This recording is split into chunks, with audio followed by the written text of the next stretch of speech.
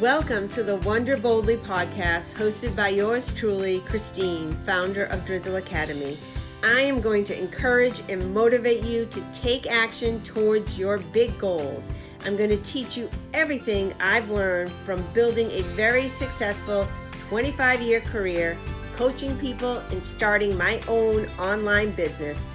I am going to give you so many action items. You are going to be able to wonder boldly.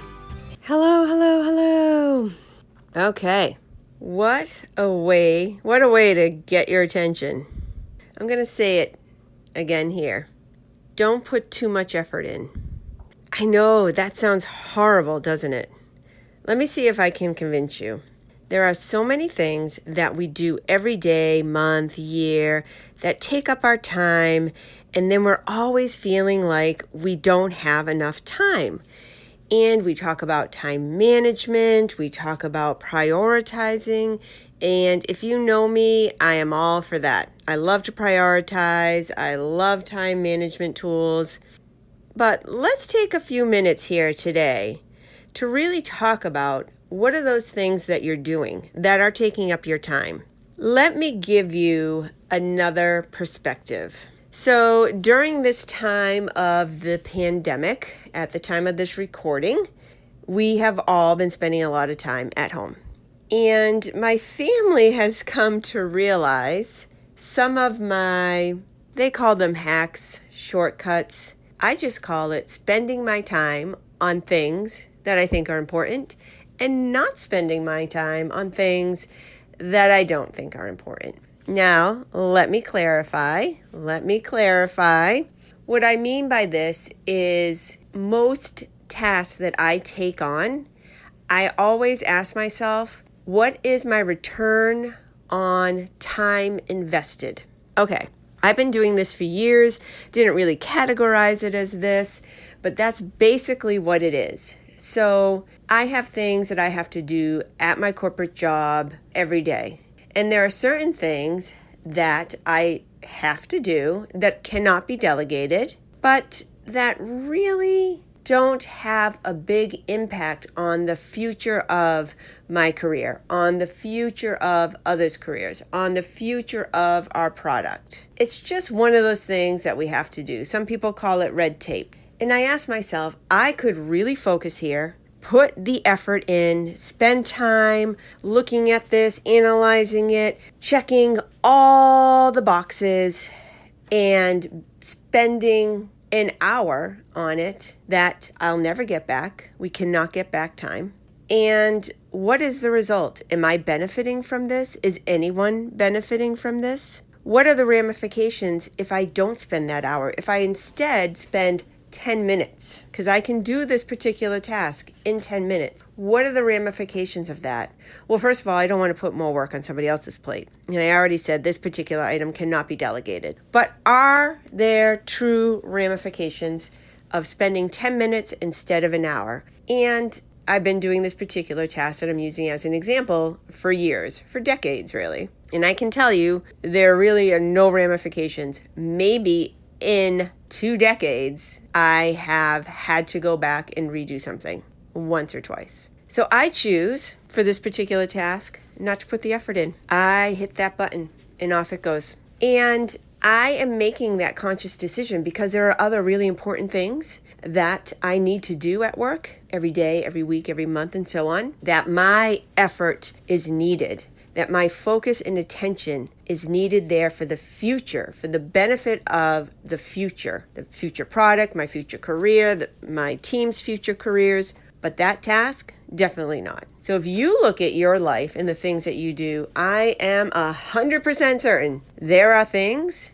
that you don't need to be spending as much time as you are spending on them. So that's what I'm talking about here. As I mentioned, I have been doing this for years, and a lot of these things I already know and am aware of, and you too probably are doing things. If you really look at it, those things that you do, you know you have to do, and you kind of just get them out of the way. But this is a refresher. This is a reminder to look at and assess what you're currently doing and figure out, is it something that can be delegated, somebody would benefit from learning how to do it. And yes, we always hear, well, it'll take me more time to explain it, or it won't be done as good as when I do it. And sure, that might be true the first couple of times, but they will get it and they will do it just as good as you. And they might even bring a different perspective that makes it even better because you've been doing it for so long, whatever the it is. So can it be delegated? Is it something that doesn't even need to be done? Sometimes we do things because we've just been doing it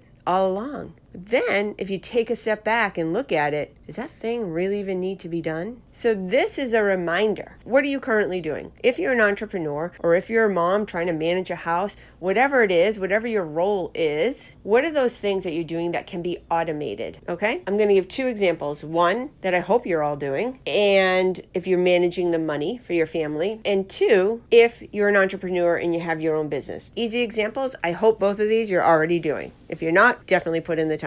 Okay, first one is paying your bills automatically, right? There are so many tools out there now. I think probably 90% of the banks, if not 100%, I don't really know. I'm not in the banking industry, but most of them have the ability that you can go right online and automate your bill payments. There's so many good reasons to do this. 1, you don't get behind, and 2, it saves you time. So that time that's maybe going to take you 2 hours to sit down and set up all your bills to be paid automatically. You might be thinking, oh, it doesn't take me 2 hours to do it. I just sit and I just pay them every month and I just sit down. It takes me about an hour. An hour adds up. An hour every month, every week, whatever it is, it's adding up where that could be an hour that you have gained back in your life, compounded over time. You are getting a huge return on your time invested when you automate.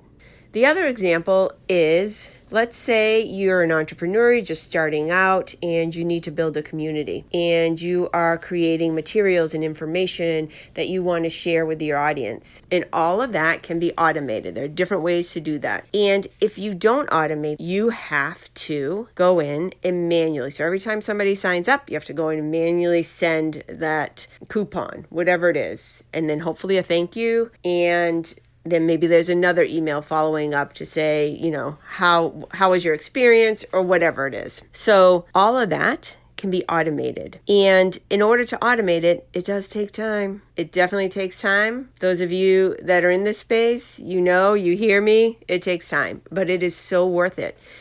And not only are you saving yourself time, but you are providing exceptional customer service. Because wouldn't it be awful? You were doing it manually. And when you start to get hundreds and thousands, there's no way you can keep up with that manually, and somebody will get missed. You don't want that for your client.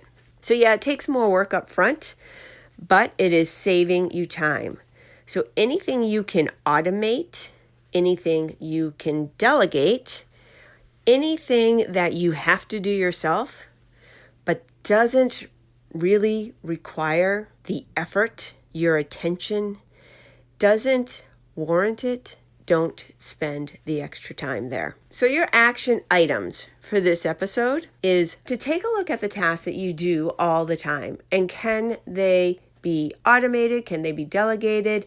And if not, can you put less time and effort into them so that you have more time and more effort to go into other things that will help the future you? I'm going to tell you a little story. I am known for really taking shortcuts around the house. And as I said, it's really become apparent as we've been spending all this time together at home. So one example is, let's say I am in the mood for an apple pie. I can make an apple pie, but I can tell you right now, I am not going to spend my time making that apple pie. So you might be like, well, why is that? Do you like apple pie? And so the reason is the effort that I put into making that apple pie and time is better spent somewhere else in my life. I can cut up an apple, warm it up, put some cinnamon on it, and eat it, and I'm just as happy. And it's actually healthier. But that's not the point. Now you might be saying, well, what about your family? Maybe they really like apple pie, and that's, it does affect your family. And that's absolutely true. I'm lucky, though, I can delegate the making of apple pie, if you will. And I say that jokingly. But my daughter likes to bake. So if she says, I'm going to bake an apple pie, will you join me? I am there 100%. 100%, I am there, and we're in the kitchen baking apple pie together. And you might say to yourself, well, Christine, you said it wasn't worth your time. But what is worth my time is that time that I'm spending with my daughter. That time is helping the future me, helping the future for my daughter. We are creating a relationship. In my opinion, relationships are the most important thing in our lives. Your relationships with your family, your friends, your community, your customers, your clients. That, in my opinion, is where it's really important to spend the time, because that pays dividends into the future and you're building healthy relationships. My other example is something that just recently happened here at our home. And that is something I do on a regular basis, which is cleaning. I love to clean. I just love it. I can't really explain it other than my creative juices are flowing. When I am cleaning, I'm coming up with all these ideas for my business. I bring around a notepad with me, depending on what room I'm in. I'm writing things down. I just feel so open, so expansive, and I am just so creative during that time. And I love having a clean house.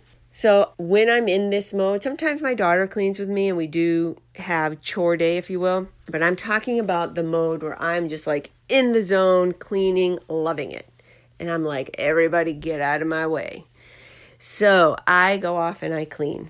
And one of the things that inevitably happens, and this has happened hundreds of times, I go around collecting the glasses that get left around the house. Collect, put them in the sink, wash them, whatever. Well, inevitably, I pick up my husband's glass. Yep, this happens quite often. And I wash it, and then he comes out looking for his glass of water. Where's my glass of water? So this is not new. And in the last few days, this happened, and he was so mad, so beyond mad. And I kept my cool, and I just let him have his emotion, let him be really mad about it. Again, no surprise to me. This wasn't like, oh my gosh, this is a side of you I've never seen. No, I know this side. He's one of those people. He does his own laundry. I'm very fortunate. He's like, don't touch my laundry. I'll do my own laundry. I'll take care of my own things here. So here I am getting rid of his glass of water, and it just irked him. It just really set him off. So like I said, I let him have his emotion. He got really upset about it.